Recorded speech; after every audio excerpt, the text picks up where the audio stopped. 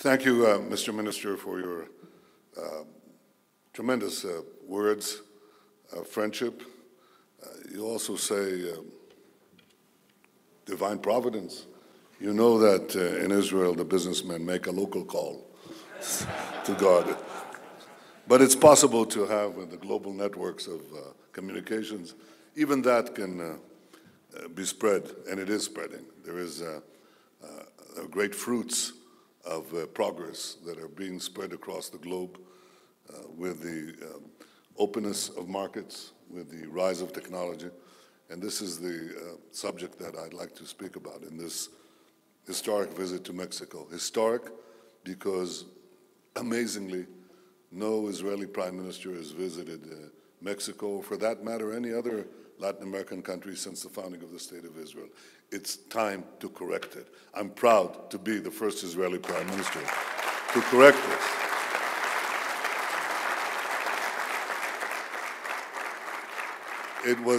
It was never appropriate, but it's particularly inappropriate now when it's very clear that Latin America itself has a great future, and then Mexico is one of the great economies of the world.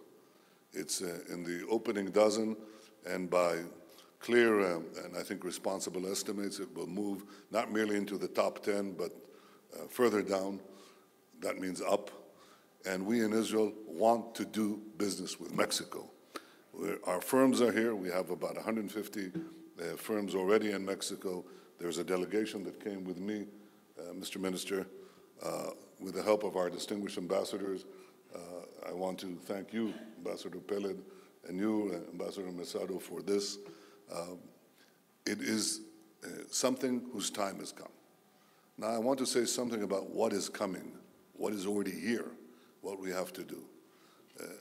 I believe that there is a fundamental change in the economic affairs of nations and people.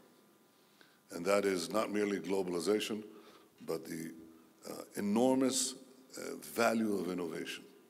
Innovation changes, creates new industries and changes old industries with great rapidity. Some will be immune to innovation for a while, but not for long. And the future belongs to those who innovate. So you can take an old industry and make it new.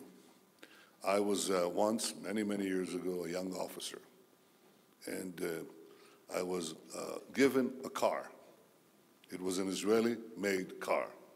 It was made of fiberglass. You're not laughing. I leaned on the car once, and my elbow went right through the fiberglass, and the fibers scratched my elbow. So you understand that our car industry didn't last long. It collapsed. We could never compete with the production of engines or chassis or parts or wheels. We didn't have the scale, and we couldn't drive down the unit costs. We now have an exploding car industry. What is that car industry? Do we have any slides in this thing? No? None? Didn't bring any? Too bad. Okay. Well, Israeli technology stops at the water edge. I wanted to show you a few things. But I will anyway, with words. We have 500 startup companies in automotive technologies. They are receiving, until recently, $3.5 billion a year of investment. We had nothing to do with it. The government didn't invest a penny in this. It just happened by itself. These people are producing things like Waze. Do they use Waze in Mexico? Yeah, well, it's an Israeli company that was sold for nothing, $1 billion to Google. I say nothing because it's probably worth many times over that by now. But another company was just sold for $15 billion, and it's called Mobileye, and it basically does autonomous vehicles through artificial intelligence and the collation of data from sensors on the car. $15 billion. I think it was also sold cheap. In any case, Intel gave Mobileye, company in Jerusalem, the keys to 30 of their businesses worldwide so they can develop it. We didn't do anything. If you went to Israel 10 years ago, you will see maybe Mobileye, but none of these other companies, virtually none of them existed. We're creating technologies and we're creating industries and markets almost out of thin air. Here's another one that's growing very rapidly, cyber. In cyber we invested. We invested quite a bit because we invest in our intelligence services, but as a deliberate policy, we allow the graduates of our intelligence services to form startups and to be able to join, to make partnerships with others, with other companies, with other nationals, and so on. And that's growing. Israel is now accounts for 20% of the global private investment in cybersecurity. That's 200 times our size in the general population. This is an industry that grew out of nothing. Well, it's growing out of the internet economy. And the internet is like a roaring tiger, and on the tiger is a little kitten. It's a big kitten. It's the kitten of cybersecurity. And as the one grows, the other grows. And this, by the way, is an infinite business because there will never be a cybersecurity solution. It's endless. Industry number 2. Industry 3, I give this just as examples. Industry 3 is digital health. We are able now to change the way people live, how healthy they are, what diseases they contact, and what diseases we can avoid by preventive medicine or personalized medicine. We're about to do this by taking the data bank of the Israeli population. 98% of the Israeli public has a computerized card of their medical records for the last 20 years. We're going to take a subset of that, 100,000 people, and have swabs, genetic swabs of their saliva so we know their genetic composition. And we're going to take a subset of that, 2,000, and have sensors so we can monitor their physical activity. We'll now have a 3-layer database from which we believe we can have both preventive medicine, much more efficient, much less costly, and at the same time also develop personalized medicine. These are enormous industries, enormous. I know that people look at IT and they understand the great revolution that has happened, because if you looked at the 10 leading companies in the world in market cap 10 years ago, and you look now, you see that 5 energy companies were there and 1 IT, Microsoft. Today, 1 is left, Exxon, went from number 1 to number 5, and 5 IT companies are there. I'm arguing that you're going to see other companies or companies that are wedded to IT companies. They themselves will branch out into these areas of applying innovation to every field. We talked quite a bit about agriculture. Today we have a revolution in agriculture, not merely drip irrigation, and I congratulate the Mexican company that had the wisdom to buy Netafim the other day. Great choice. Great choice.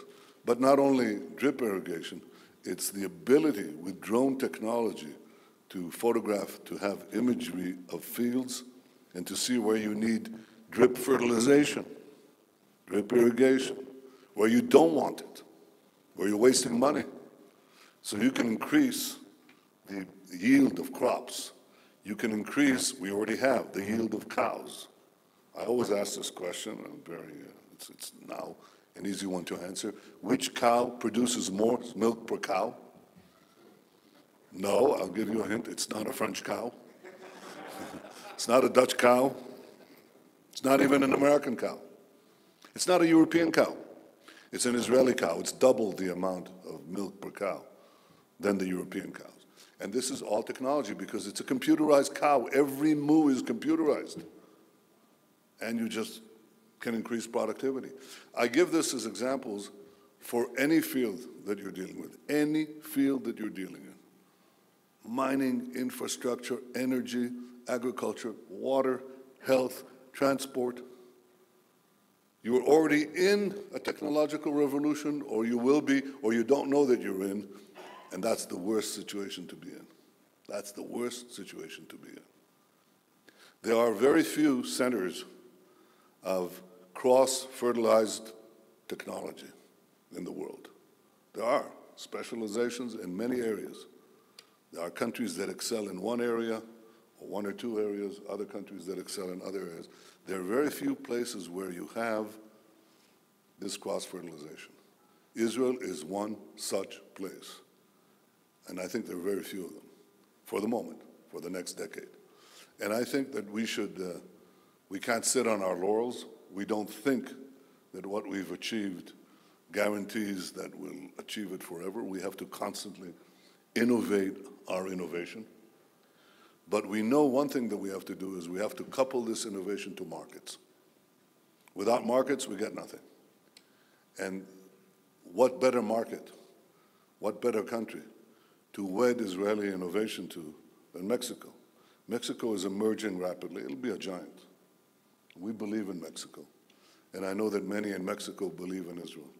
We have a Jewish community that it serves as a human bridge between our two countries and our two cultures, and I admire Mexican culture. I've had the opportunity to come here before, not as prime minister, but enough, even on a brief visit, to understand the great resources from which you draw on. But I think that if we can combine our resources, we can have a tremendous impact for the people of Mexico, for the people of the world, the food we eat, the air we breathe, the water we drink, the way we organize our lives, our societies. This can be vastly improved by innovation. Israel is the innovation nation. Mexico and Israel can have a tremendous partnership, and I hope that this visit and my meeting with President Neto will mark, how shall I say this? Sounds like Casablanca, the beginning of a beautiful friendship. Well, the continuation of a beautiful friendship. And I thank you for assisting in it. Thank you very much. Thank you all. Thank you.